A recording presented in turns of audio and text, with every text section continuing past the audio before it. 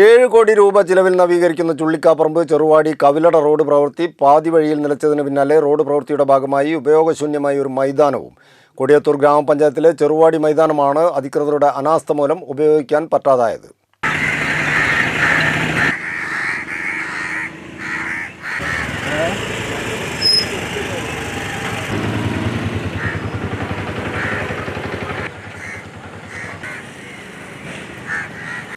കൊടിയത്തൂർ ഗ്രാമപഞ്ചായത്തിലെ ചെറുവാടി ഗ്രൗണ്ടാണ് റോഡ് പ്രവൃത്തിയുടെ ഭാഗമായി ഉപയോഗശൂന്യമായി മാറിയത്.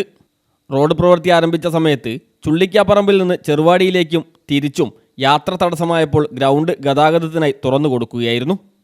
ചെറുതും വലുതുമായ നിരവധി വാഹനങ്ങൾ കനത്ത മഴയിൽ ഗ്രൗണ്ടിലൂടെ പോയപ്പോൾ ഗ്രൗണ്ട് ചെളിക്കുളമാവുകയും വലിയ കുഴികൾ രൂപപ്പെടുകയും ചെയ്തു. റോഡ് പ്രവൃത്തിയുടെ ഭാഗമായി മണ്ണും കല്ലും കൂട്ടിയിട്ടതോടെ ഗ്രൗണ്ടിലേക്ക് ഇറങ്ങാൻ പോലും പറ്റാത്ത അവസ്ഥയാണ്. നാട്ടിലെ ചെറുപ്പക്കാരും ചെറുവാടി ഗവൺമെൻറ് ഹയർ സെക്കൻഡറി സ്കൂളിലെ കുട്ടികളും കളിച്ചിരുന്നതും പരിശീലനം നടത്തിയിരുന്നതും ഈ ഗ്രൗണ്ടിലായിരുന്നു.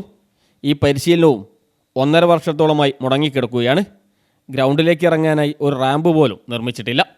നമ്മൾ ഒരു 1.5 വർഷത്തോളമായി നമ്മളെ ചെറുവാടി മിനി സ്റ്റേഡിയം റോഡ് പണിയായിട്ട് ബന്ധപ്പെട്ടിട്ട് തൽക്കാലം അവർക്ക് സാധനങ്ങളൊക്കെ കൊണ്ടുപോകാൻ വേണ്ടിയിട്ടും തൽക്കാലം ഒരു ബദൽ റോഡിൻ്റെ സംവിധാനം നമ്മൾ ഒരുക്കി കൊടുത്തിട്ട് അതിനുശേഷം 1.5 വർഷമായിട്ട് ഇപ്പോൾ ഗ്രൗണ്ടിൻ്റെ അവസ്ഥയാണ് ഈ കാണുന്നത്.